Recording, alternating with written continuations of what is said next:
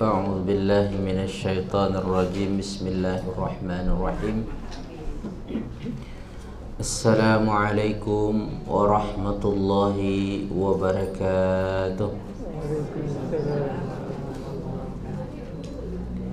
إن الحمد لله نحمده ونستعينه ونستغفره ونستهديه ونعوذ به من شرور أنفسنا ومن سيئات أعمالنا. من يهده الله فلا مضل له ومن يضلله فلا هادي له. أشهد أن لا إله إلا الله وأشهد أن محمدا عبده ورسوله لا نبي بعده. اللهم صل وسلم وبارك على سيدنا محمد وعلى آله وصحبه ومن اقتدى بهدي إلى يوم المعاد. اللهم يا فتاح، اللهم يا عليم، اللهم يا خبير، اللهم يا مبدئ، اللهم يا معين. اللهم افتح علينا فتوح العارفين وافتح علينا حكمتك وانشر علينا من خزائن رحمتك يا أرحم الراحمين. اللهم ارحمنا بالقرآن، اللهم ارحمنا بالقرآن، اللهم ارحمنا بالقرآن واجعله لنا إماما ونورا وهدى ورحمة. اللهم ذكرنا منه ما نسينا وعلمنا منه ما جهلنا وارزقنا تلاوته آناء الليل وأطراف النهار واجعله لنا حجة يا أرحم الراحمين. سبحان ربك رب العزة عما يصفون وسلام على المرسلين والحمد لله رب العالمين. Puji syukur kita kehadirat Allah Subhanahu wa taala atas berbagai limpahan rahmat dan karunia pada kita semua. Alhamdulillah, pada pagi yang berbahagia dan di hari yang mulia ini, iaitu hari Jumaat, kita dianugerahkan oleh Allah Subhanahu wa taala peluang dan kesempatan untuk kembali bersama-sama dalam majlis ilmu kita tadabbur Al-Quran, yang mana pertemuan-pertemuan kita yang lepas kita membincangkan surah Al-Ankabut dan kita berhenti pada ayat yang ke-62 kalau tak silap. Betul ke? Saudara fillah dikasihi sekalian, insya-Allah kita akan sambung perbincangan kita ini nanti, dan sebelum itu kita ingatkan diri kita untuk memperbanyak salawat kepada baginda Rasulullah sallallahu alaihi wasallam. Mudah-mudahan dengan salawat itu Rasulullah SAW akan balas paling kurang satu salawat dengan 10. Dan saudara fillah yang dikasihi sekalian, mudah-mudahan ia juga menjadi asbab bagi kita untuk menjadi umat Nabi Muhammad yang akan mendapat syafaatnya dan bersamanya dalam syurga Firdaus kelak. Amin amin rabbal alamin. Saudara fillah yang dikasihi sekalian, mari kita lanjutkan perbincangan kita terhadap surah Al-Ankabut ini, yang mana pada hari ini insya-Allah kita akan bincangkan ayat 63 sampailah ayat 66 ya. Insya-Allah. Dan tuan-puan dikasihi sekalian, nampaknya dalam dua pertemuan ini ataupun satu pertemuan lagi selepas ini kita akan sempurnakan perbincangan kita tentang surah Al-Ankabut ni, dan kita akan masuk insya-Allah surah Ar-Rum lepas dia tu ya. Baik, mari kita baca terlebih dahulu ayat yang akan kita bincangkan hari ini, dan sila tuan-puan baca selepas saya. A'udzu billahi minasy syaithanir rajim.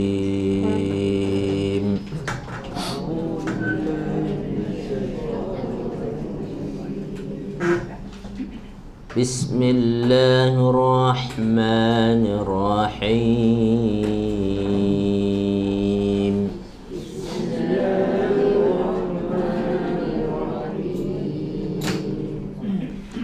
ولئن سألتهم من نزل من السماء ماء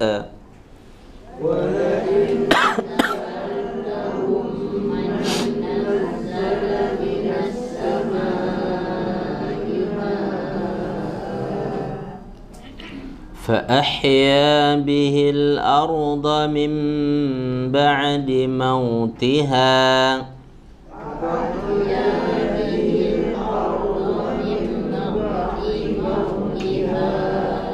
ليقولن الله قل الحمد لله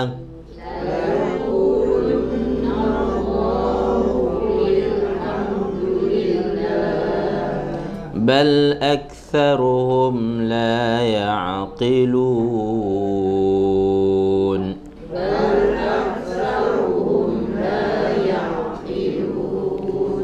وما هذه الحياة الدنيا إلا لهو ولعب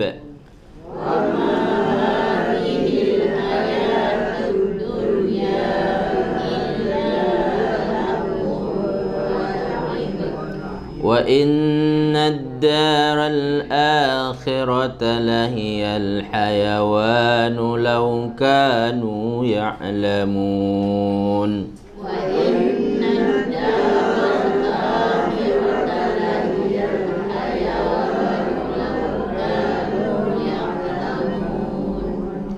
فإذا ركبوا في الفلك دعوا الله مخلصين له الدين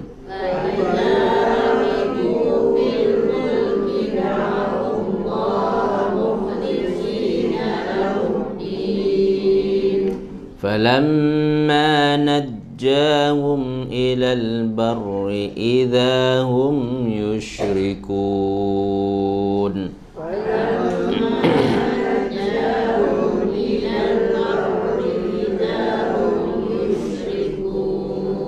ليكفروا بما آتيناهم وليتمتعوا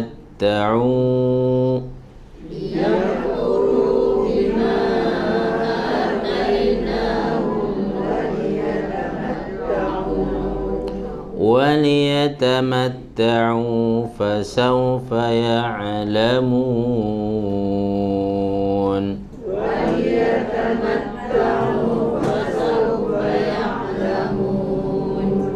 صدق الله العظيم.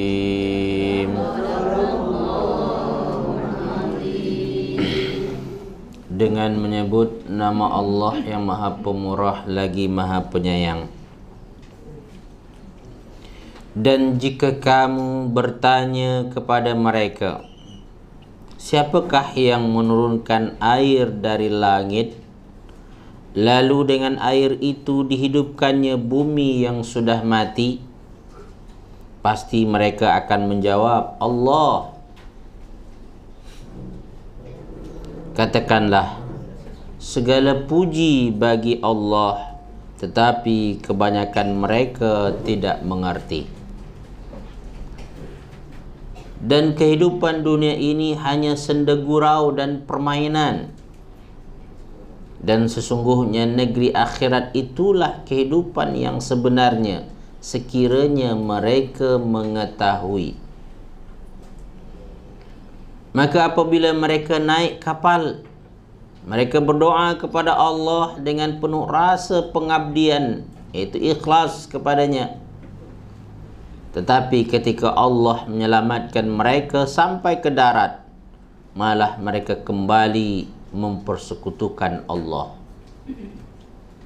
Biarlah mereka mengingkari nikmat yang telah kami berikan kepada mereka, dan silakan mereka hidup bersenang-senang dalam kekafiran.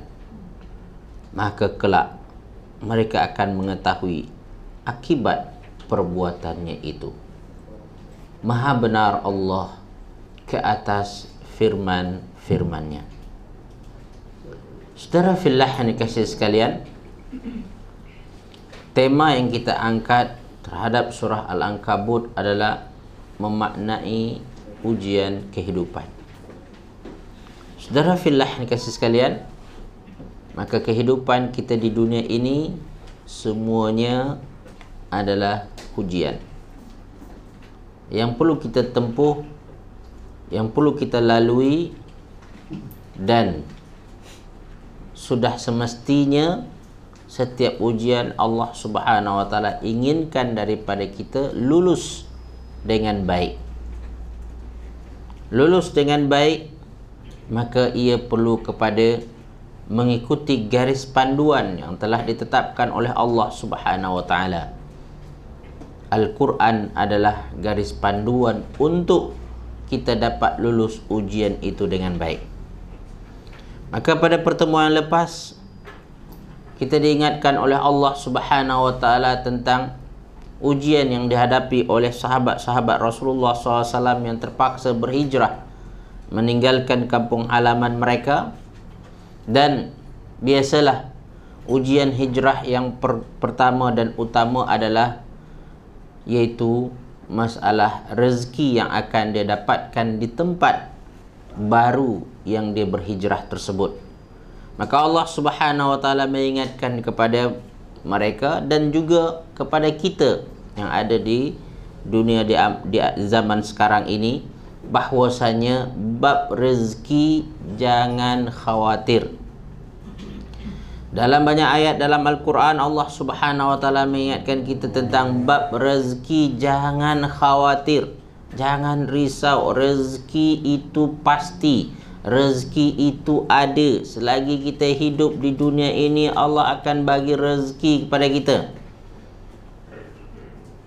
Jangankan kita manusia, makhluk-makhluk Allah yang lain, haiwan-haiwan yang lain, Allah jamin rezekinya. Dalam tafsir Ibn Kathir, tuan-puan, ketika saya membaca tentang ayat-ayat ini, Imam Ibn Kathir berkongsi fakta tentang burung gagak, al-ghurab.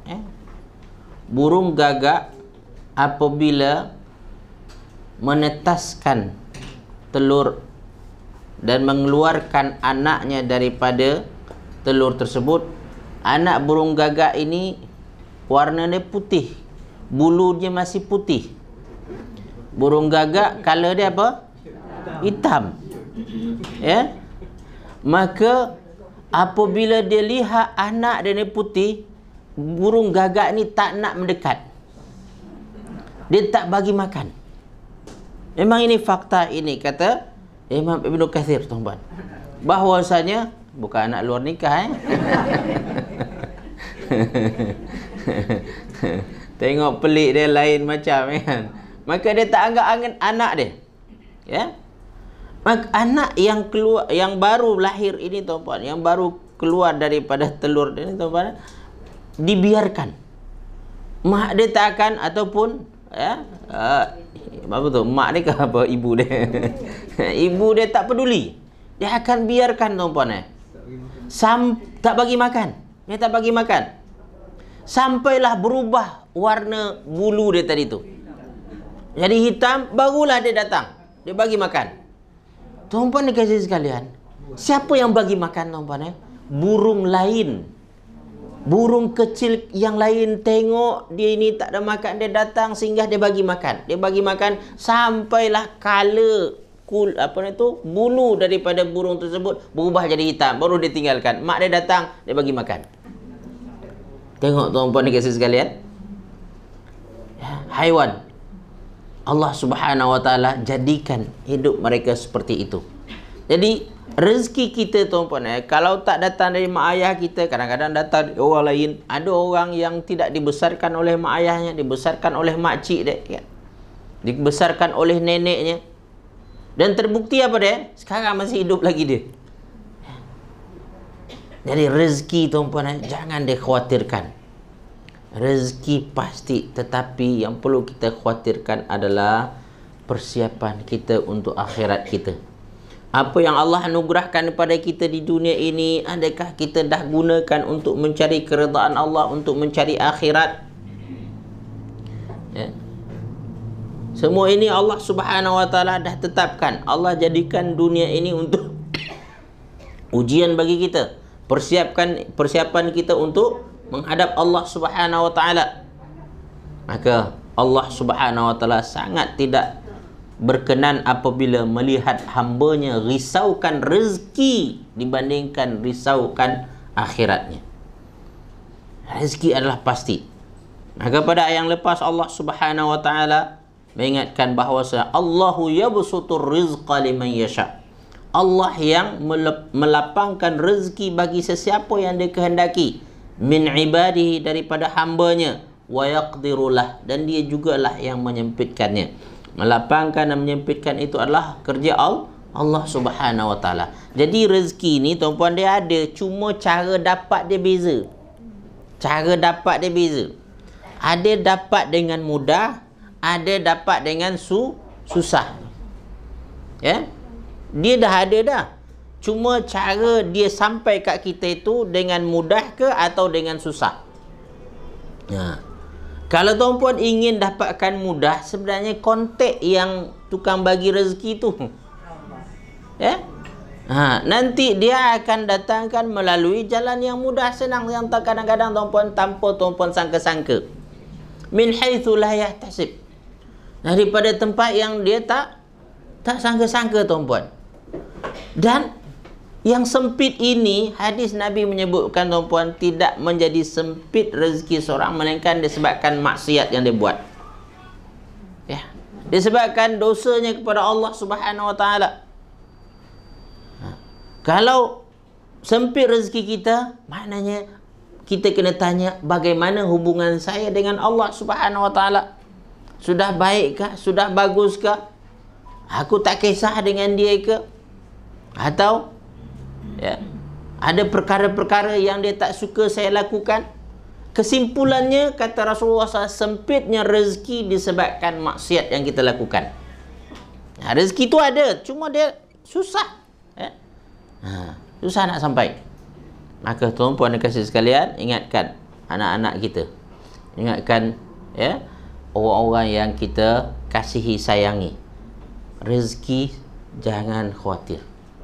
Dan saya secara peribadi tuan-puan dan kasih sekalian, melalui fasa-fasa tersebut, sama ada masa mak saya tuan-puan, saya pernah kongsi dengan tuan-puan, saya adik-beradik ramai 18 orang tuan-puan. Tak. Alhamdulillah. Alhamdulillah tuan-puan. Allah anugerahkan. Dan sekarang ni dah berumur ni baru seronok tuan-puan. Dia tahu apa maknanya berkeluarga ramai tuan-puan. Sebab mana-mana kita ada adik-beradik, saudara mara. Ya, alhamdulillah untungnya dia. So tuan-puan nak cerita macam mana ayah saya dulu. Alhamdulillah ayah saya ni sekolah pondok lah. Dia tahulah bab rezeki ni tuan-puan. Dan dia sangat yakin. Ya. Dan kesimpulannya tuan-puan, dari 18 orang anak dia, alhamdulillah menjadi semua. Ada rezeki semua. Saya ingat satu hari dulu, mak saya adalah isteri dia paling last. Isteri paling ini. Maka masa masa saya kecil-kecil tuan-puan, sebelum dia meninggal, dia ada adalah sakit sikit-sikit tuan-puan. Maka orang ada cucuk mak saya. Cucuk dalam maksud tu tuan-puan, awak hasut, hasut awak ni anak kecil-kecil lagi, suami sakit-sakit, awak tak risau ke macam mana anak-anak awak besar nanti, macam mana belajar dia? Cucuk datang. Maka mak saya pun mengadu ke ayah saya tuan-tuan. Apa dia kata? Jawab dia tu, orang tu tak ada Tuhan ke? Dia kata. Senang jawab dia. Jawab dia apa tu? Orang tu tak ada Tuhan ke? Dia kata. Anak aku ni ada Tuhan. Dia kata. Tuhan dia yang akan menguruskan dia. Aku ni hanya asbab dia saja. Dia kata. Dan itu yang dipegang tuan-puan, menyebabkan mak saya ketika itu rasa confident juga. Dan alhamdulillah tuan-puan, memang ditakdirkan ayah saya pergi masa saya kecil-kecil lagi tuan-puan. Umur 10 tahun ayah saya dah meninggal. So saya anak yatim dulu Sekarang yatim lagi ke kira? Tak laku dah yatim ni. So tuan-puan kisah, alhamdulillah mak saya membesarkan saya. Saya dengan sungguh-sungguh, dan kami daripada mak saya ada 7 orang tu. Alhamdulillah ada rezeki. Dan saya paling bongsu daripada semua tu. Alhamdulillah tuan-puan. Jadi saya sangat yakin tuan-puan, melihat daripada perjalanan hidup keluarga dan saya secara pribadi tuan-puan, Allah bagi rezeki yang Masya Allah boleh saya katakan senang tuan-puan. Tak susah, mudah. Apa sebab dia tuan-puan? Sebenarnya adalah kita buat benda yang Allah suka, maka rezeki datang mudah. Kalau kita buat benda yang Allah tak suka tuan-puan, macam-macam je lah. Kita ada rezeki tuan-puan, tapi dia susah sampai kat kita. Kita perlu struggle, kita perlu berkorban. Kadang-kadang ada dikorbankan masa dengan anak-anak, masa dengan apa nama itu, keluarga tak ada kan. Saya alhamdulillah tuan, golek gelantang tuan-puan, anak-anak depan mata kan. Alhamdulillah. Kalau pergi jalan-jalan bawa anak-anak sekali. Siapa tahu kan, jalan-jalan bawa anak sekali. Pergi bentong hari tu je saya pergi seorang. Bukan main, bising isteri saya. Dia pergi seronok, dia kata kita tinggal kat rumah dia kata. Baik, tuan-puan kan. Jadi rezeki insya-Allah pasti. Insya-Allah ada. Cuma nak dapat senang ke, nak dapat susah. Kalau tuan-puan nak dapat senang, jaga tukang uruskan rezeki tu. Tukang aturkan. Yang nak melapangkan, nak menyusahkan itu dari yang satu tu. Jaga hubungan dengan dia, insya-Allah senang. Kita akan lalui kehidupan kita secara balance nanti, secara seimbang. Rezeki kita dapat, kita pun senang, anak-anak pun membesar, kemudian kita tengok macam mana mereka berkembang, kita bagi dia didikan agama yang sepatutnya. Cukup apa yang kita inginkan daripada anak-anak dan keluarga kita dapat. Dan ramai orang di luar sana tuan-puan dan puan bekerja dengan rezeki dan tercicir banyak perkara. Ini yang kita sedihkan. Yang agama dia tak dapat tuan-puan, mengaji entah ke mana kan. Solat dia kadang-kadang surau masjid pun tak nampak kan. Disebabkan apa? Sebabkan nak mencari rezeki, dia kata. Mencari tuan-puan. Rezeki itu tak perlu dicari sebenarnya, dia dah ada dah. Yang perlu kita cara menuntut dia, cara meminta dia. Orang kata adalah menjemput rezeki tuan-puan. Baik, saudara fillah yang dikasihi sekalian, Allah Subhanahu wa taala mempertikaikan orang-orang kafir Quraisy yang mana mereka tahu bahawa Allah Subhanahu wa taala yang mempunyai peranan penting dalam kehidupan mereka, akan tetapi mereka risaukan rezeki mereka dan juga mereka risaukan perkara-perkara yang lain yang tak patut. Kata Allah Subhanahu wa taala, "Wala in sa'altahum man nazzala minas samaa'i maa'a." Kalau kamu bertanya kepada mereka, maksudkan oleh ayat ini tuan-puan adalah orang-orang kafir Quraisy pada asalnya. Kalau kamu bertanya kepada orang-orang kafir Quraisy itu, man nazzala minas samaa'i maa'a, siapa yang menurunkan air hujan daripada langit? Jawapannya apa tu? Allah. Dan tuan-puan dikasihi sekalian, disebutkan air hujan sebenarnya tuan-puan sebagai isyarat kepada rezeki. Rezeki itu umpama air hujan. Umpama air hujan. Fa ahya bihil arda ba'da mautiha. Kita tahu air hujan dia akan menghidupkan kawasan yang dikenai oleh air hujan tersebut, walaupun tempat tersebut kering kerontang. Maka siapa yang menurunkan hujan dan menghidupkan itu semua? Allah Subhanahu wa taala. Tetapi kenapa kamu risau? Kamu tak beribadah dan tidak bersungguh-sungguh menjaga hubungan dengan Allah Subhanahu wa taala, yang dia menurunkan hujan, dia menurunkan rezeki dan menghidupkan. Kenapa kamu tidak menyembah mereka? Inilah la yaqulunna Allah, mereka akan berkata itu adalah Allah. Dan tuan-puan dan kasih sekalian, siapa yang faham hakikat ini, yang mana Allah yang menurunkan hujan daripada langit, menurunkan rezeki untuk manusia dan memastikan kehidupan kita manusia ini, lalu dia menyembahnya, bersyukurlah, alhamdulillah. Alhamdulillah, sebutlah alhamdulillah apabila tuan-puan tahu rezeki itu daripada Allah, lalu tuan-puan sungguh-sungguh menjaga hubungan dengan Allah Subhanahu wa taala, maka tuan-puan sudah mendapatkan satu nikmat yang besar. Tuan-puan bersyukurlah pada Allah Subhanahu wa taala. Sebutlah dan pujilah Allah banyak-banyak. Sebab apa? Di luar sana ada orang yang tak faham hakikat ini. Orang yang tak sampai kepada ketetapan ini, tuan-puan. Maka mereka tersilap. Dia tahu dah sebenarnya. Jadi kalau berdasarkan ayat ini, tuan-puan, orang Quraisy meyakini bahawa yang menurunkan hujan dan menghidupkan yang mati itu adalah Allah Subhanahu wa taala. Tetapi dalam ibadah mereka tak sembah Allah. Mereka syirikkan Allah Subhanahu wa taala. Maka ini satu penyimpangan.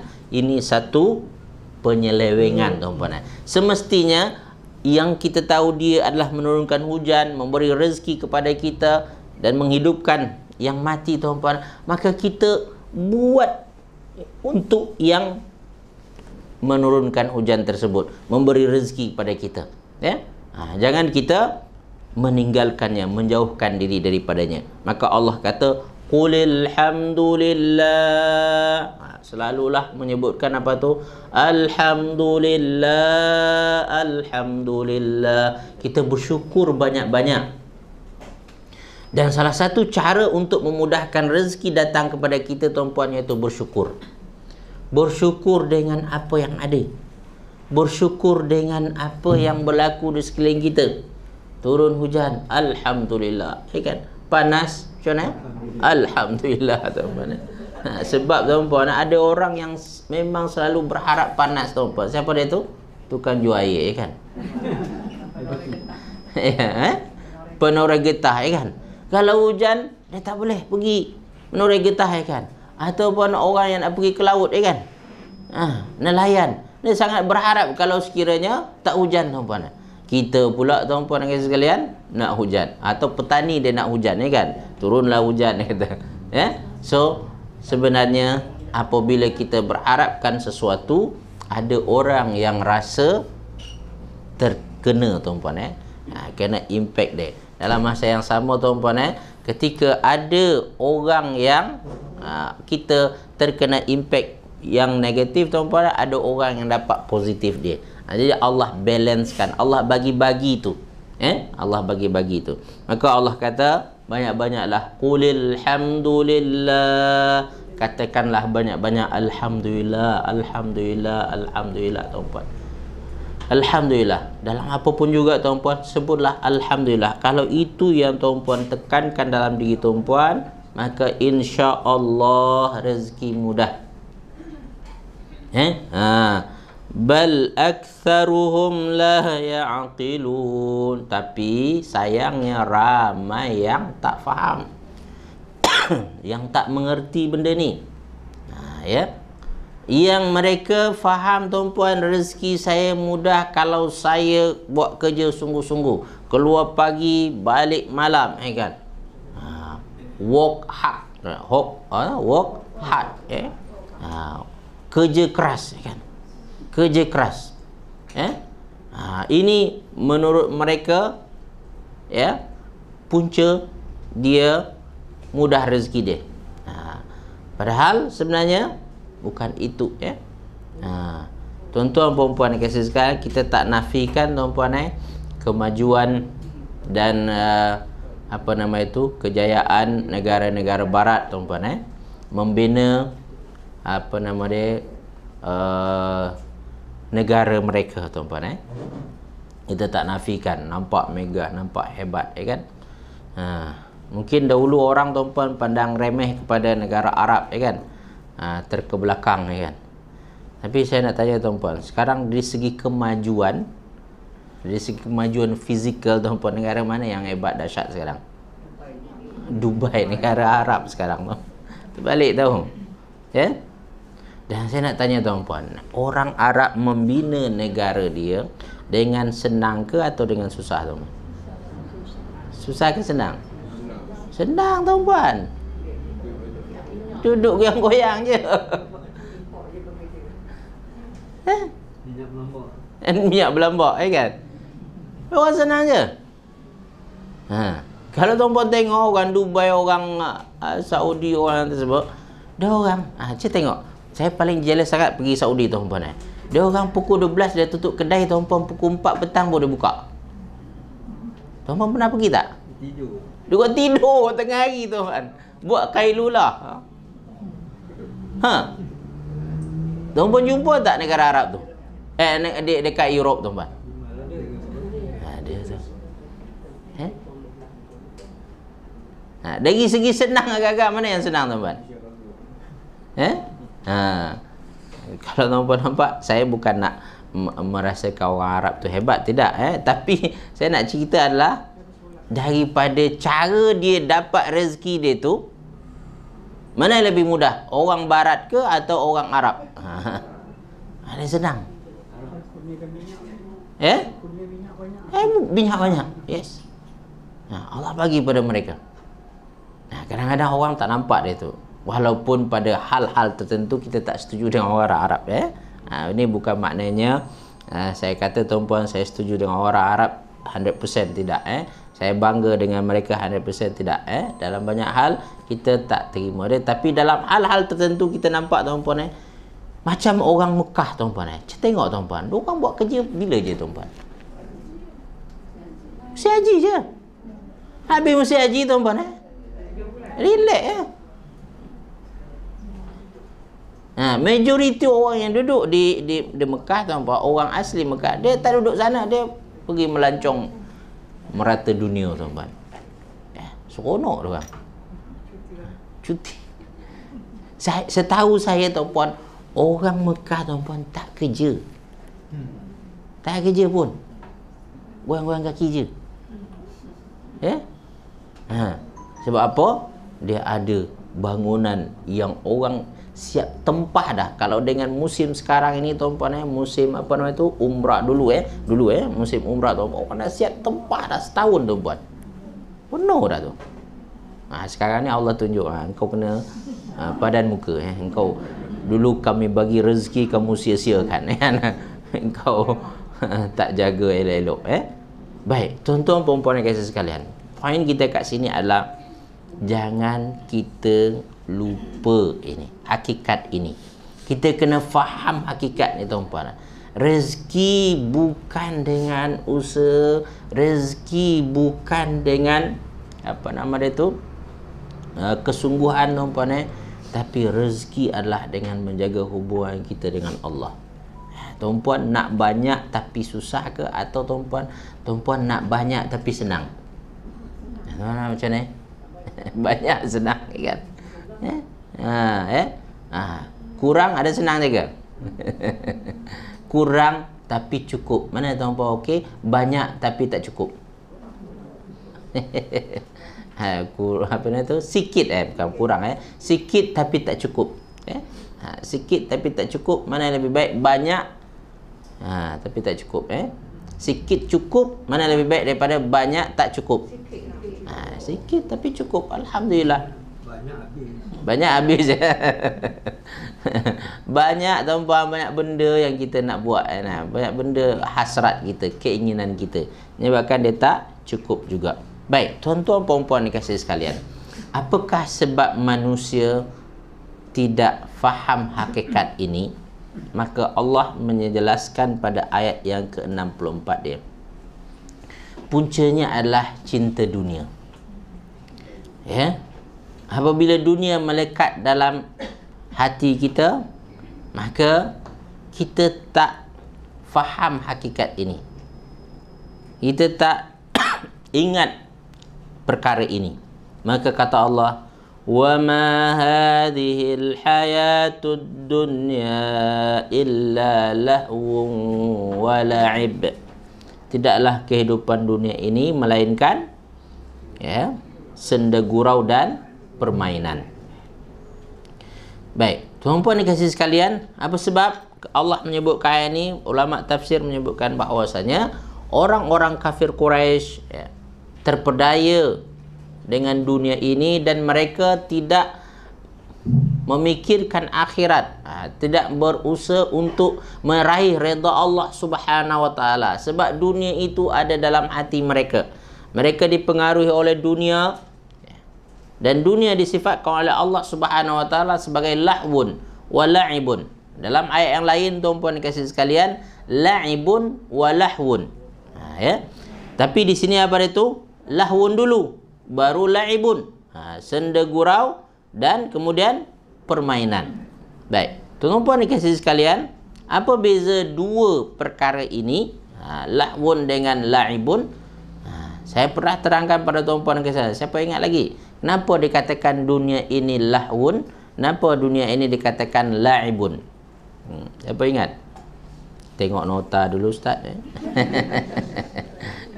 Tak bila Ustaz cerita. Baik, tuan-tuan dan saya, sebahagian ulama menjelaskan la'ibun apabila dia memenatkan tubuh badan kita. Macam permainan. Main bola, kan? Main bola, ya, itu adalah la'ibun. Itu yang memenatkan tubuh badan kita. Dan kita tahu tuan-puan, masa tuan-puan main bola, tuan-puan tak ingat apa benda. Seronok. Badan lepas tu penat. Masa buat tu tak penat tahu. Habis daripada buat tu, ya Allah, sakit-sakit badan. Menyandar saja. Menyandar okey lagi ya. Kalau sekiranya tak terbaring saja macam mana kan? Jadi tuan-puan dikasih sekalian, la'ibun adalah sesuatu yang memenatkan badan kita, dan masa kita melakukan itu kita tak sedar diri. Ya? Ini dunia yang kita penat ke hulu ke hilir, buat ini buat itu, kan? Dan masa buat tu kita tak ingat diri kita, tak ingat. Kadang-kadang anak keluarga tak ingat tu. Inilah yang terjadi pada ramai manusia sekarang, tuan-puan. Dia bekerja siang malam, tuan-puan. Tak ingat anak bini, tak ingat, ya, kesihatan dia sendiri pun tak ingat. Sehinggalah pergi check up, kan? Doktor kata ini kolesterol dah tinggi bang, dia kata.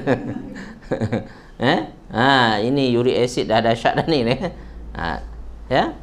Gula dah tinggi dah, dia kata. So tuan-puan dikasih sekalian, inilah la'ibun. Lahwun dia pada tuan-puan dikasih sekalian, iaitu yang memenatkan hati dan fikiran kita, ya, yang membuat hati dan fikiran kita lalai. Jadi kalau la'ibun macam mana? Memenatkan badan kita, jasad kita. Kalau ini adalah memenatkan fikiran kita, memenat dan menyibukkan hati kita, sehingga apa dia?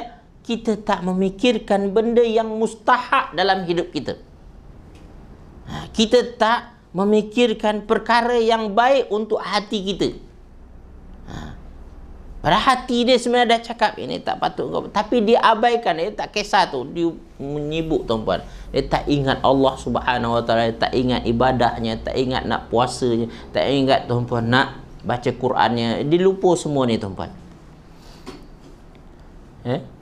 Ini la'ibun wa lahwun.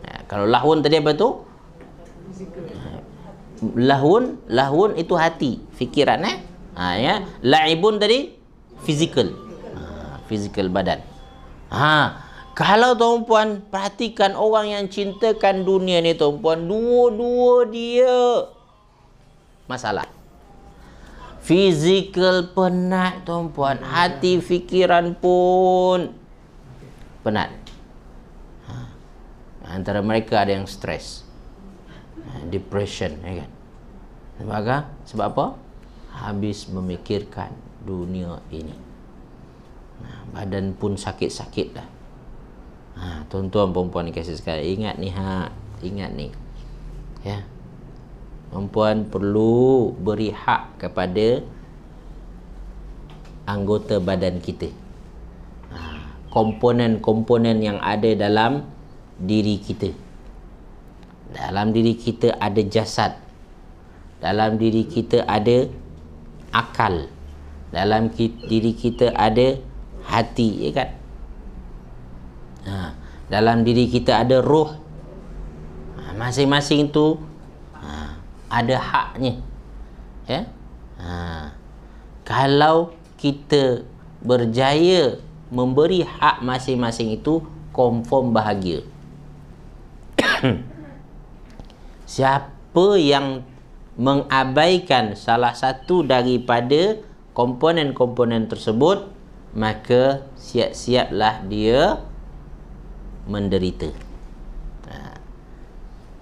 Kebahagiaannya kalau tak sempurna tuan-puan, dia akan berkurangan, dia tak akan sempurna itu, ya. Jadi beringatlah kita akan perkara ini, kita cuba untuk memperhatikannya. Maka Allah melalui ayat kita ini mengatakan, wa ma hadhil hayatud dunya illa lahwun wa la'ib. Kenapa di sini didahulukan lahun? Yang memenatkan hati dan perasaan, sebab ada cerita tentang orang kafir, tuan-puan. Orang kafir ni lagi stres, lagi stres. Orang kampung saya cakap, dia orang ni lagi depression daripada orang beriman, tahu? Orang beriman biasanya tuan-puan ada masalah fizikal. Ustaz, lutut tak boleh nak ini lagi sangat dah Ustaz. Badan sakit. Tapi orang bukan Islam, tuan-puan, orang ini masalah hati, masalah, tuan-puan. Diorang kena dalamannya. Kena apa dia tu? Batin dia, tuan-puan. Batin yang berperang, batin yang bermasalah, tuan-puan. Penyakitnya dahsyat. Dan Allah dalam Al-Quran mengungkapkan mereka itu sebagai orang yang berada dalam zulumat, dalam kegelapan, tuan-puan. Fi qulubihim maradun, dalam hati mereka macam-macam penyakit. Ini mereka lagi dahsyat. Maka Allah ungkapkan di sini lahwun dulu. Lahwun sebab dia refer kepada siapa dia? Orang kafir. Dan tuan-puan kasih sekalian, secara asasnya kalau hati dah bermasalah, kalau batin dah masalah, tuan-puan, fizikal pun akan kena kesan dia. Sebagaimana Allah sebutkan, fi qulubihim maradun fazadahumullahu marada, dalam hati mereka ada penyakit, maka ditambah oleh Allah penyakit yang lain, penyakit fizikal. Maka saudara fillah yang dikasihi sekalian, saya nampak, tuan-puan, kebanyakan kita orang Islam pada fizikal ni lemah kadang-kadang, fizikal lemah. Ini berbeza dengan orang zaman Nabi sebenarnya. Zaman Nabi justru fizikal pun kuat. Mereka aktif, kan? Sihat. Nabi jarang-jarang sakit, tuan-puan. Kita jarang-jarang sihat, kan? Sakit aku, Baik, tuan-puan dikasihi sekalian. Dan Allah Subhanahu wa taala menjelaskan bahwasanya kehidupan akhirat atau kampung akhirat itu merupakan kehidupan yang sebenarnya. Wa innad daral akhirati lahiyal hayawan. Seperti itu. Dan sesungguhnya kampung akhirat itulah kehidupan yang sebenarnya. Ayat ini menggunakan perkataan hayawan. Ini bukan haiwan, ya. Kalau haiwan, apa dia tu? Ya, dia tu mati. Ya. Ini hayawan. Hayawan ini dalam bahasa Arab merupakan sirah mubalaghah nama dia. Bentuk perkataan yang menunjukkan, tuan-puan, ekstrim, sesuatu yang amat, yang sangat, ya. Hayawan. Jadi hayawan ini daripada hayat. Hayat daripada hidup, ya. Hidup. Daripada hayyun, hayyun itu adalah hidup. Hayawan itu merupakan sirah mubalaghah dia. Yang mana kehidupan yang sebenarnya masa itu. Ya. Kehidupan yang sesungguhnya pada waktu di akhirat itulah. Ya. Kenapa demikian, tuan-puan? Itulah tadi di dunia ini, tuan-puan kasih sekalian, kita bekerja penat, kan? Ya. Kita fikir ini, tuan-puan, kita stres.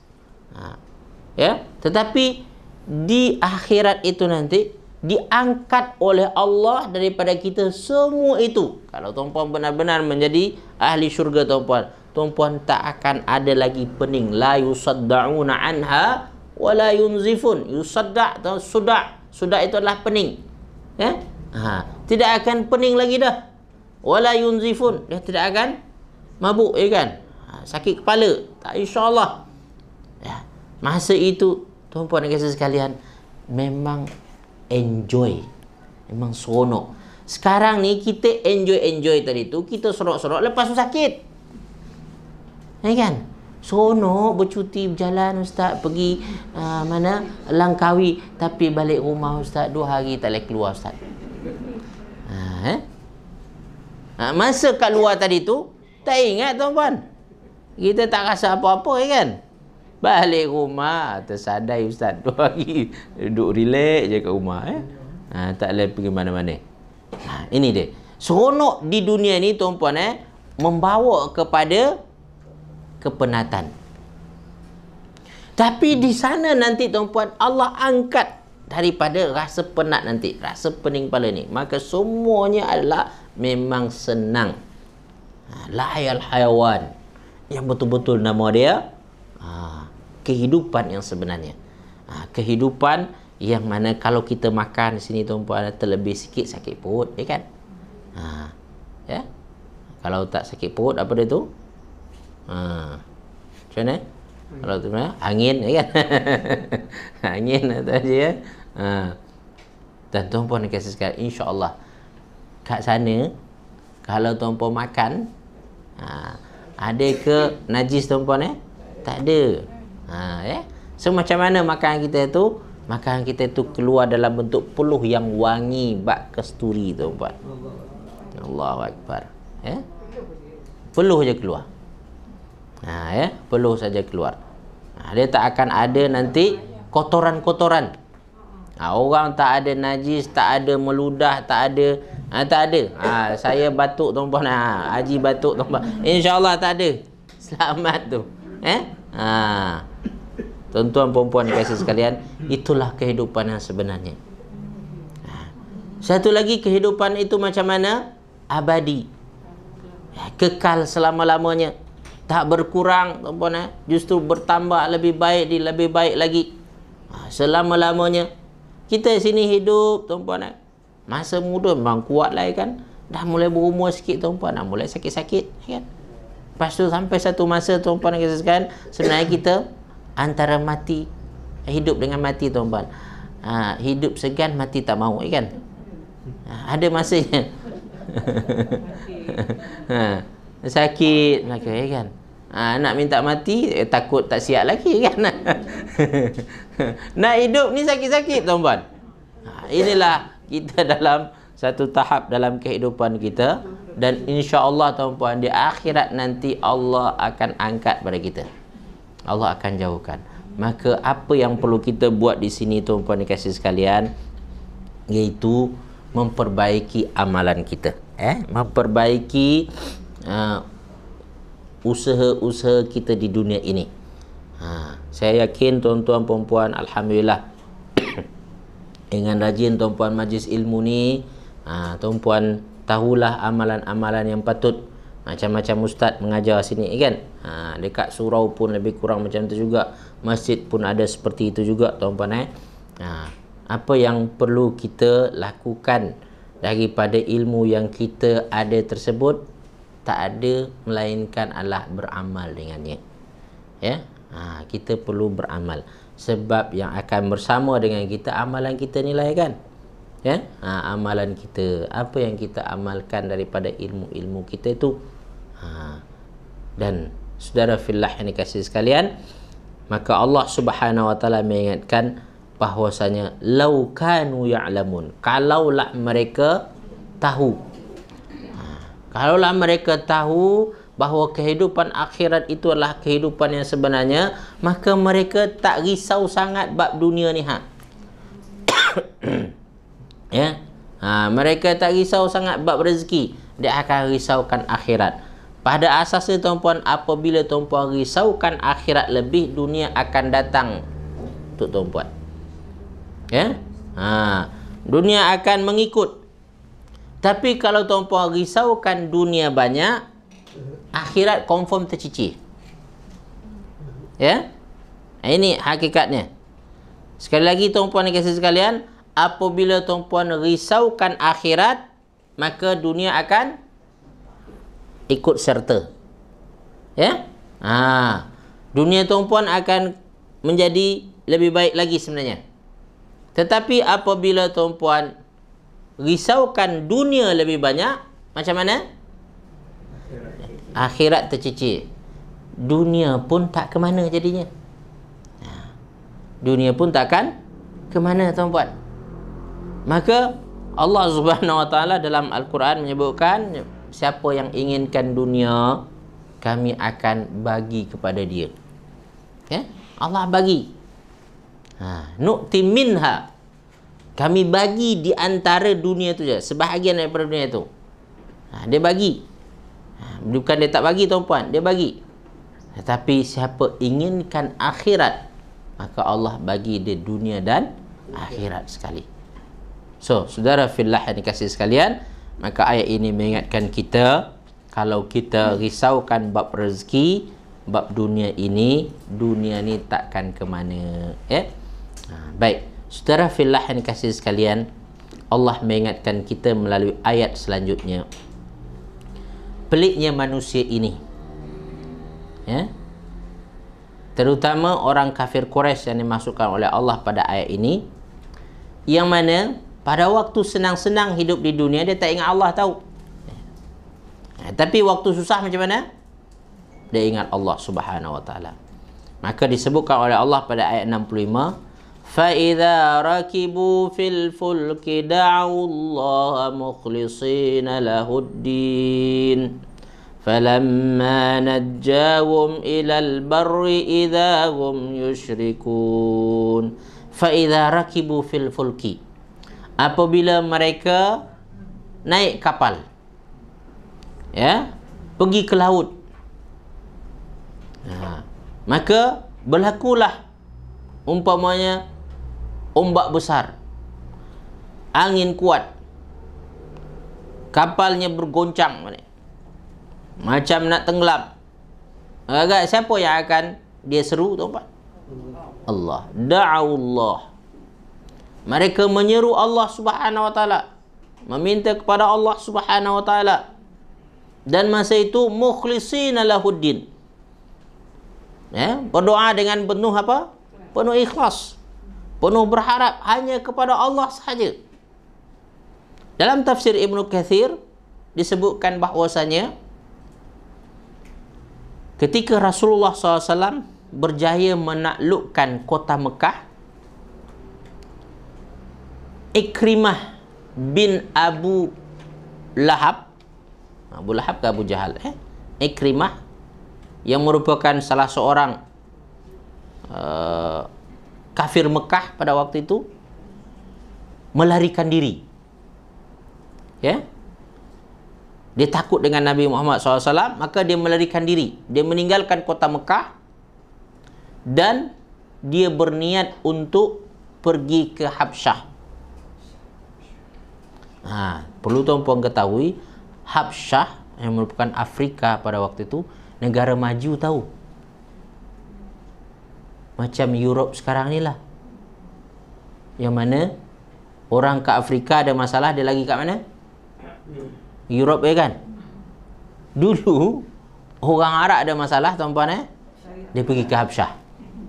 Nampak betapa, tuan-puan, dunia ini Allah putarkan, tahu, Allah balikkan. Maka kita jangan sombong sangat, tahu, ya. Takut anak cucu kita diputar balik oleh Allah Subhanahu Wa Taala. Anak cucu kita yang lari, kan? Tempat kita di sini ni tak aman, maka dia melarikan diri.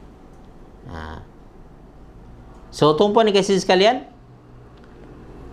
Habsyah pada waktu itu adalah negara yang maju, negara yang sejahtera, dan kebetulan pula dipimpin oleh raja yang adil pada waktu itu, raja yang baik, tuan-puan. Maka Ikrimah ni cuba lari kat sana. Ketika dah naik Habsyah dengan apa? Dengan apa nama itu? Arab kan ada laut. untuk menyeberang, ya. Naik kapal. Pada waktu naik kapal dan dalam perjalanan tersebut datang angin yang kuat, ombak yang besar, tuan-puan. Maka kapten kapal ketika itu berkata kepada penumpang-penumpang, wahai semua, berdoalah kepada Allah supaya kita selamat. Ya. Ikrimah yang ada pada waktu itu, ya, dan dia kata berdoalah kepada Allah, di laut ini niscaya dia akan selamatkan kamu, ya, dia akan sampaikan kamu ke daratan nanti, kata. Maka Ikrimah ini kata, aku lari daripada Allah ini, kata, di daratan, dan aku jumpa dia di lautan, dia kata. Kalau begini maknanya apa yang dibawa Muhammad itu betul, dia kata. Mengapa kita hanya menyembah Allah itu ketika di laut saja, dia kata. Di daratan tidak, dia kata. Maka demi Allah, saya akan balik ke Mekah balik dan saya akan bersyahadah, dia kata. Jadi anak Abu Lahab yang bernama Ikrimah ini, tuan-puan, akhirnya masuk Islam balik. Ilham dia masuk Islam macam mana? Ketika berada dalam kapal terombang-ambing di tengah lautan.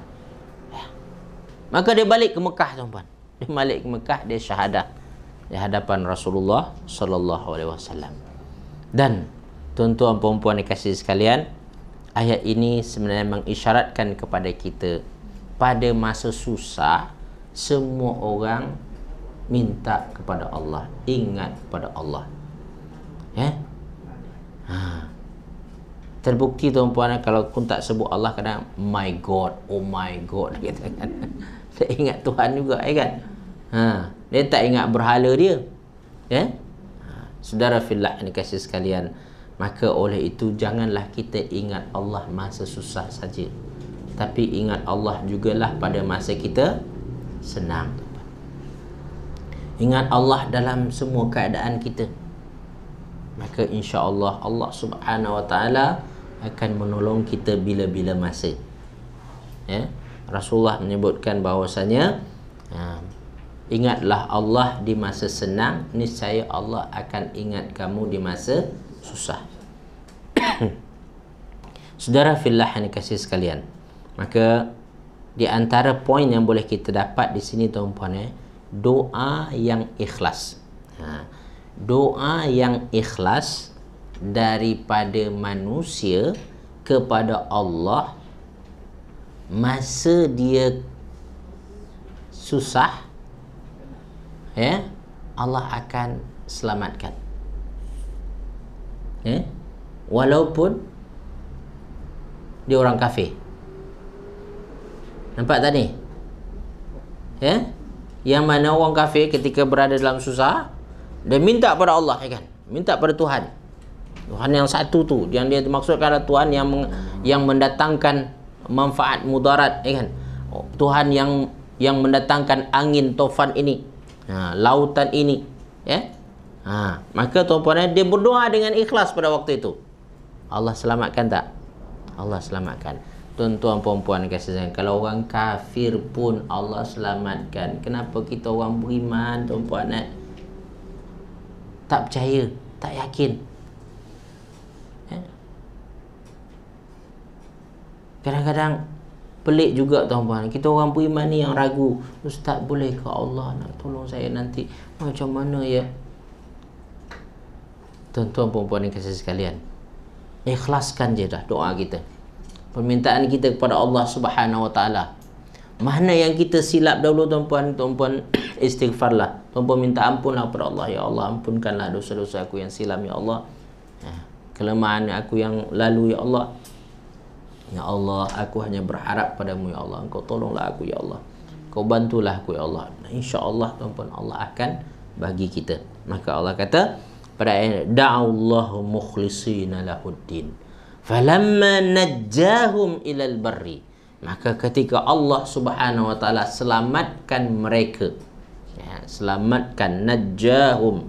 Najja di sini, tuan-puan, adalah dalam bentuk fa'ala, ya, najja, wazan fa'ala, berulang. menunjukkan bahwasanya Allah selamatkannya bukan hanya sekali tahu. Allah selamatkannya banyak kali dah. Banyak kali Allah selamatkan dia. Masalahnya apabila dah selamat tu, dia buat perangai balik. Dia syirik balik, dia sekutukan Allah balik. Ini sayang dia. Semestinya apabila dah selamat tersebut, dia jaga keimanan dan keyakinannya bahawa hanya Allah yang boleh menyelamatkannya dalam hidup ini. Hanya Allah yang boleh menolong dan membantunya dalam kehidupan ini. Dia pegang elok-elok ni. Maka ada saya kongsi pada tuan-puan tentang nama dia Ayyamullah. Mana Ayyamullah ni? Apa tu Ayyamullah nama? Bukan ayam bukan chicken ayam adalah hari-hari Allah. Hari-hari Allah. Hari-hari Allah ni apa maksudnya tuan-puan? Hari yang tuan-puan nampak dengan jelas peranan Allah dalam kehidupan tuan-puan. Hari yang tuan-puan nampak peranan Allah dalam kehidupan. Di dunia ini ditakdirkan oleh Allah tuan-puan bahawa kuasa dia itu diberikan kepada makhluk tahu. Apa namanya itu? Diserahkan kepada makhluk. Dia kongsikan dengan makhluk. Maka apabila tuan-puan sakit, tuan-puan ingat Allah kan, ingat doktor dulu. Ingat obat ke? Secara semula jadi kita akan ingat siapa dulu? Nak pergi doktor, ingat. Dan apabila tuan-puan sembuh, tuan-puan puji siapa dulu secara akhirnya? Terima kasih doktor, kan? Tapi hakikat dia siapa tuan-puan? Hakikatnya Allah tuan-puan. Dan ada satu masa dalam kehidupan kita yang mana peranan orang-orang yang semestinya boleh membantu kita, menolong kita ni tuan-puan give up. Tak boleh buat apa-apa lagi dah. Tak mampu nak tolong kita tuan-puan. Maka ketika itu kita angkat tangan kita kepada Allah. Ya Allah, tolonglah ya Allah. Dan Allah tolong tuan-puan ni kesan. Tuan-puan nampak betul sebab apa? Makhluk pada masa itu, orang-orang lain masa itu tak boleh tolong tuan-puan Dan tuan-puan minta kepada Allah. Tiba-tiba ada je lah sesuatu yang melepaskan tuan-puan daripada kesusahan dan kerisauan tuan-puan tersebut. Tuan-puan teringat, ya Allah, Engkau mendengar doa aku ternyata. Ya Allah, Engkau tahu apa yang berlaku dengan aku dan Engkau tolong dengan ikut caramu ya Allah. Tuan-tuan puan-puan kasih sekalian, siapa pernah ada berlaku pada dia saat-saat seperti itu tuan-puan? Tak ada ke? Semua perfect je ke? Ada tuan-puan. Ini namanya Ayyamullah. Hari Allah nampakkan pertolongannya kepada kita, nampakkan peranannya kepada kita. Salah satunya hari Allah itu apa itu? Ketika kamu berada dalam lautan kan, memang nampak dah macam nak mati dah, tenggelam dah kan. Tapi Allah Subhanahu Wa Taala tolong dia, selamat dia. Itu kuasa Allah. Ini Ayyamullah tuan-puan. Secara pastinya tuan-puan, setiap orang daripada kita pernah melalui saat-saat itu. Cuma ada yang sedar, ada yang tak sedar. Ada yang lamun, ada yang tak layak lamun. Apa tu? Ada yang tahu, ada yang tak tahu. Tuan-puan dan kasih sekalian, saya sangat menggalakkan dan saya sangat suka pada diri saya pribadi tuan-puan mengingat Ayyamullah ini. Mengingat peranan Allah dalam hidup kita. Dan kita sangat terasa tuan-puan, Allah itu ada tuan-puan. Saya pernah kongsi dengan tuan-puan mungkin hari-hari yang mana saya secara pribadi surrender dah. Tak boleh nak buat apa dah. Tapi Allah Maha Kaya, tuan-puan. Dan PKP ini terus terang, tuan-puan, saya pun merasakan adanya tangan-tangan Allah. Ya, yang tuan-puan tahu, PKP memang saya tak ada mengajar apa langsung, tuan-puan. Memang dari bulan 3 gitu sampailah baru-baru ni je lah, bulan 7 ni lah. Tapi saya nak bagi tahu, tuan-puan, alhamdulillah Allah bagi ada je. Dan saya sangat bersyukur pada hamba-hamba Allah yang menolong, tuan-puan, dan juga dan saya tak lupa inilah Allah punya kerja. Ya. Dan dia tak akan sia-siakan kita. Saudara fillah yang dikasihi sekalian. Jadi jagalah hubungan kita dengan Allah. Maka Allah dalam surah Al-Bayyinah, Allah sebut apa dia, tuan-puan? Cuba tengok, tuan-puan, surah Al-Bayyinah. وَمَا أُمِرُوا, sambung. وَمَا أُمِرُوا إِلَّا لِيَعْبُدُوا اللَّهَ مُخْلِصِينَ لَهُ الدِّينَ حُنَفَاءَ. Okey, muka surat 598 muka surat 598 ayat yang kelima, ya. Apa kata Allah? وَمَا أُمِرُوا إِلَّا لِيَعْبُدُوا اللَّهَ مُخْلِصِينَ لَهُ الدِّينَ حُنَفَاءَ وَيُقِيمُوا الصَّلَاةَ وَيُؤْتُوا الزَّكَاةَ وَذَلِكَ دِينُ الْقَيِّمَةِ. Kesimpulan yang Allah minta daripada kita ada pada ayat ini, tuan-tuan. Kesimpulan yang Allah minta daripada kita itu apa? Allah minta kita untuk menyembahnya, beribadah kepadanya. Ya. Allah minta daripada kita untuk menyembahnya, menyembah Allah dengan ikhlas, mukhlisina, dengan ikhlas mentaatinya semata-mata kerana nak menjalankan agama. Ikhlas. Ikhlaskanlah solat kita, ikhlaskanlah mengaji kita, ikhlaskanlah zikir kita, ikhlaskanlah menuntut ilmu kita, tuan-tuan. Nak mencari redha Allah Subhanahu wa taala. Dan tuan-puan, ikhlaskan juga amalan harian, tuan-puan, rutiniti, tuan-puan. Tuan-puan pergi pasar beli barang ni kan, tuan-puan ikhlaskan, ya Allah, ini karenamu ya Allah, saya nak menyediakan makanan untuk anak-anak keluarga saya. Bagi ibu-ibu memasak kan, ikhlaskan. Ikhlaskan, anggap dia ibadah pada Allah Subhanahu wa taala. Apabila kita menganggap ibadah, tuan-puan, kita akan kuat nanti. Kita akan ada kekuatan. Tapi kalau kita anggap hanya sebagai tanggungjawab biasa saja, tuan, kita akan satu masa, tuan-puan, kita rasa penat dan kita rasa berat nak melakukannya. Maka solat, kalau tuan-puan anggap ibadah, tuan-puan, kepada Allah SWT, dia tak berat. Tapi tuan-puan hanya rasa sebagai kewajipan tanggungjawab saya, maka itu berat tu, nak solat pula. Macam anak saya, tuan-puan, Umar, tuan-puan. Ketika saya, jom solat Umar, solat lagi. Tadi kan dah solat. Lepas tu masuk maghrib, tuan-tuan, jom solat. Solat lagi, dia kata. Berapa kali solat ni, dia kata. Tuan-tuan kasih sekalian, janganlah kita lebih teruk daripada budak, ya kan? Budak, ya, dia berkata seperti itu, maklumlah dia tak ada akal lagi. Tapi kita, orang yang berakal, semestinya faham bahawasanya tugas dan tanggungjawab kita kepada Allah Subhanahu wa taala itu adalah untuk diri kita sendiri. Ketaatan yang kita lakukan adalah untuk diri kita sendiri. Baik, saudara fillah yang dikasihi sekalian, jadi Allah minta pada kita tu, dalam surah Al-Bayyinah, iaitu menyembah Allah dengan penuh ikhlas. Dan kedua, tuan-puan dikasihi sekalian, solat. Solat sangat penting. Solat adalah ibadah utama.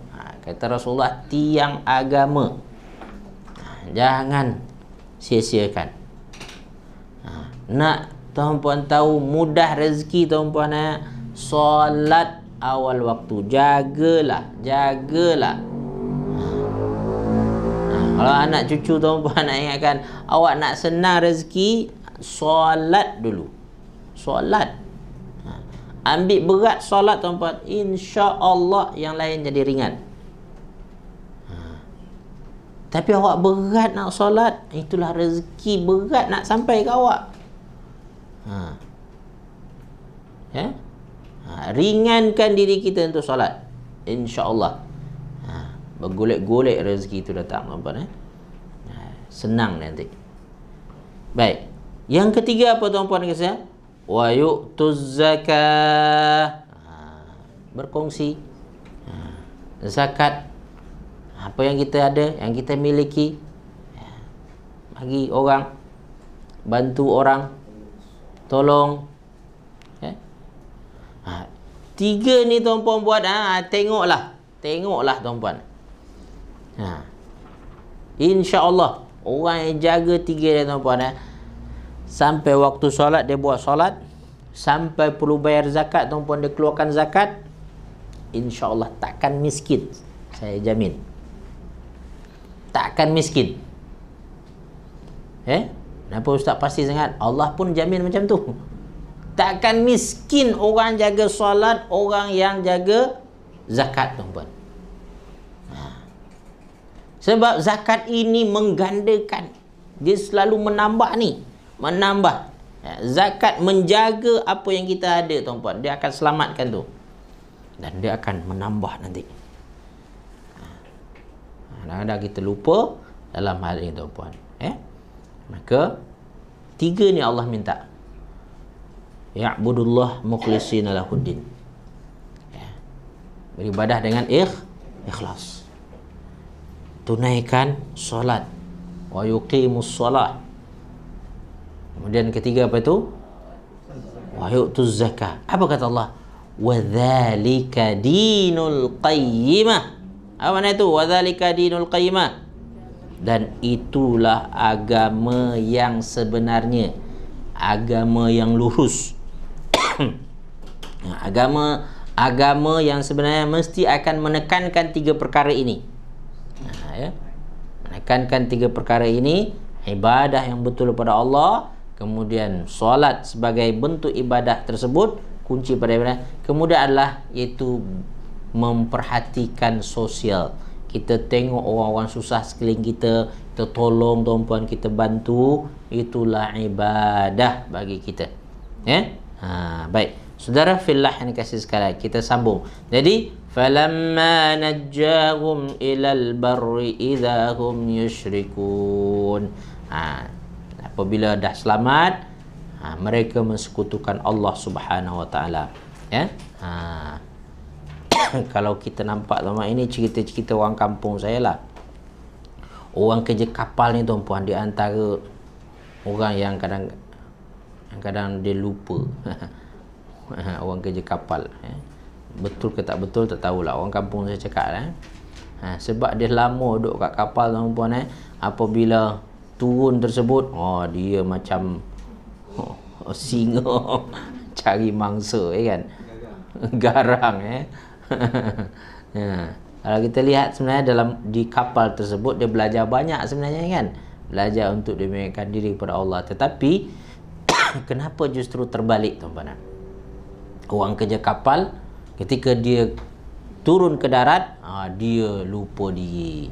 Ama yang pergi mabuk, ama yang pergi Masya Allah, innalillah tuan-puan, kita berlindung kepada Allah daripada perkara tersebut.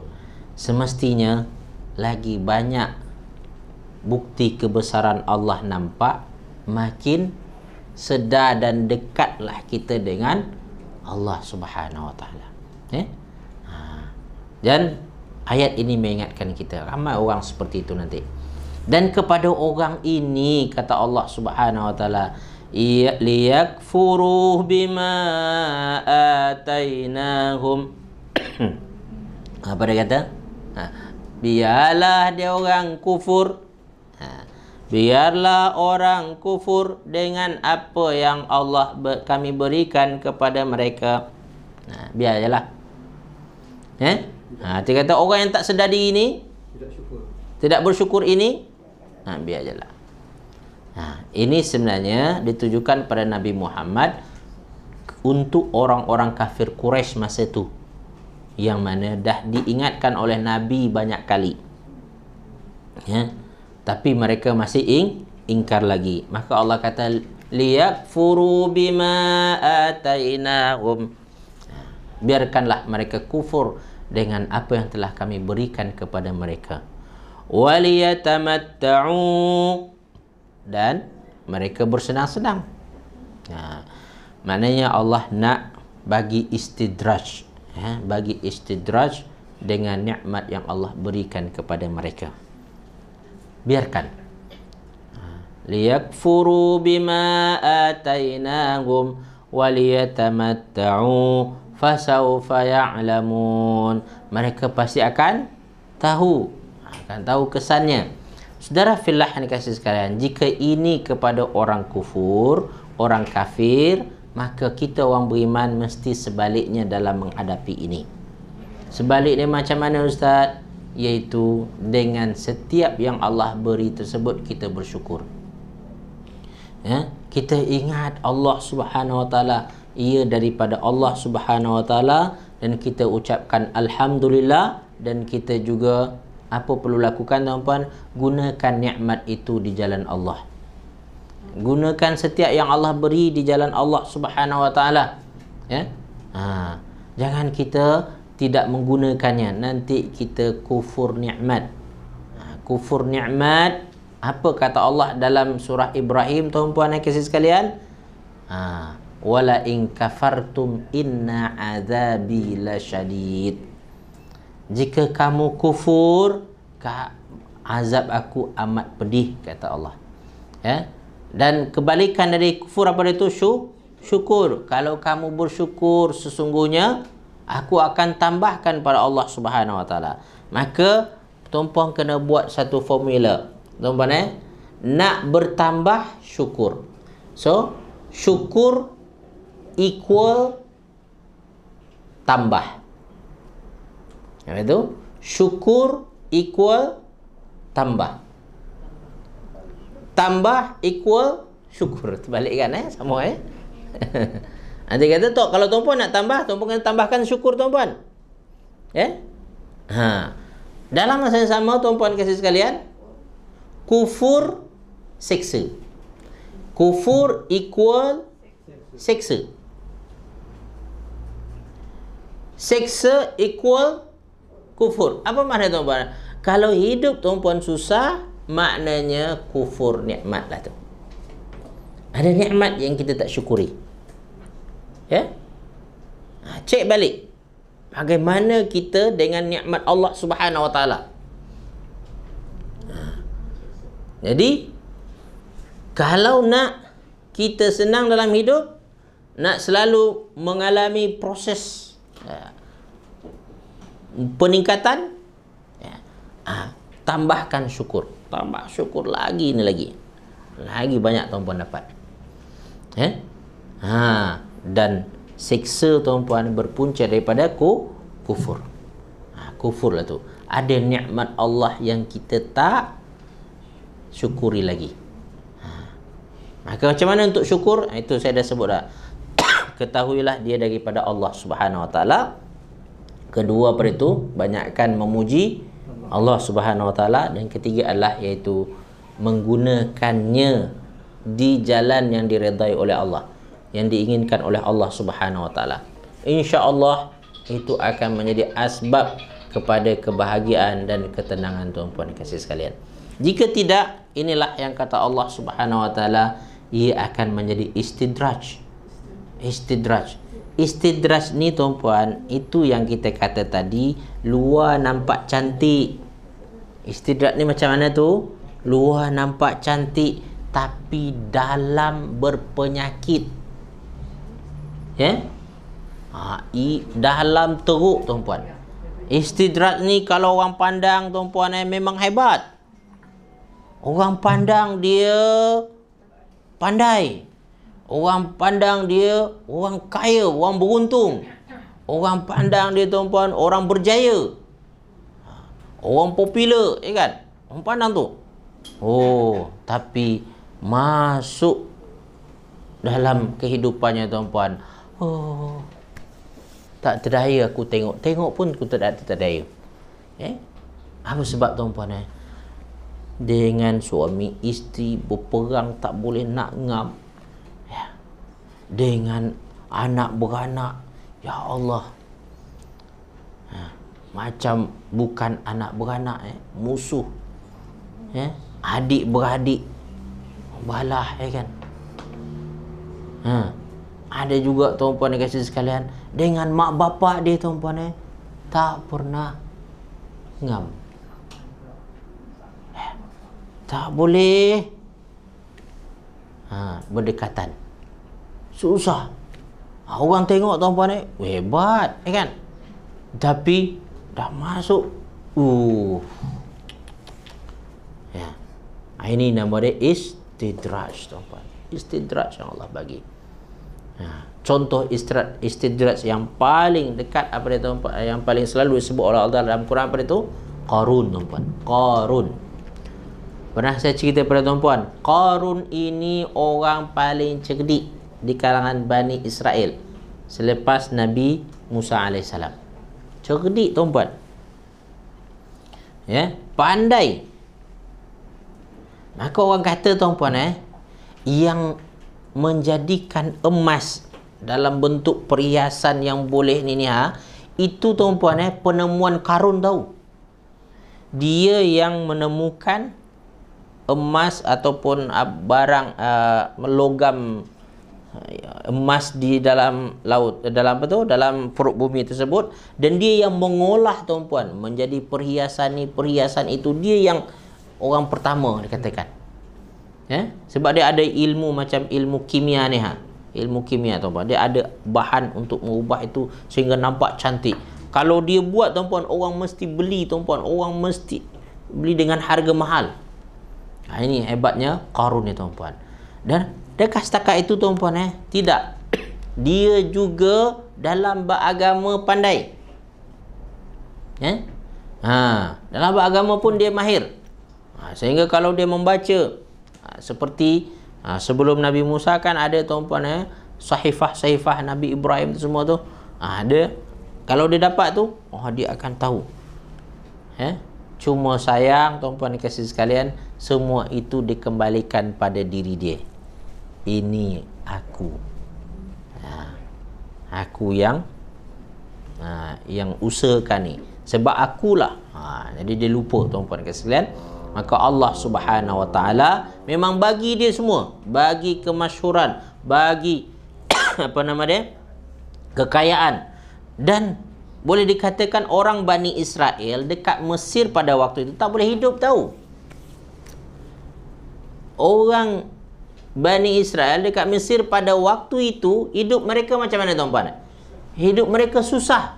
Tapi si Qarun ini hidup senang. Hebat dia tu. Sebab dia pandai main politik juga dengan si Fir'aun. Dia pandai. Dia masuk tu. Sehingga Fir'aun tak kacau dia. Biarkan dia berniaga. Biarkan dia berusaha tuan-puan. Kaya raya. Tapi macam mana tuan-puan kasih sekalian, kesudahannya Allah Subhanahu Wa Taala binasakan dia. Jadi kita minta kepada Allah Subhanahu Wa Taala agar dunia kita selamat, akhirat pun kita selamat tuan-puan. Yang pasti paling utama dan penting bagi kita adalah akhirat kita. Akhirat itulah kehidupan yang sebenarnya seperti yang disebutkan oleh Allah dalam ayat kita surah Al-Ankabut tadi. Baik tuan-tuan puan-puan kasih sekalian, saya rasa setakat itu perkongsian kita pada pagi ini. Yang baik dan benar daripada Allah Subhanahu Wa Taala. Salah silap daripada diri saya sendiri, kepada Allah semohon ampunannya, pada kita semua semohon kemaafannya. Ditutup dengan tasbih kafarah dan surat Al-Asri. Subhanakallahumma bihamdik asyhadu an la ilaha anta astaghfiruka wa atubu ilaik. A'udzu billahi minasyaitonir rajim. Bismillahirrahmanirrahim. Wal 'asr innal insana lafi khusr illa alladhina amanu 'wa 'amilus solihati wa tawassaw bil haqq wa tawassaw bis sabr. Assalamu alaikum warahmatullahi wabarakatuh.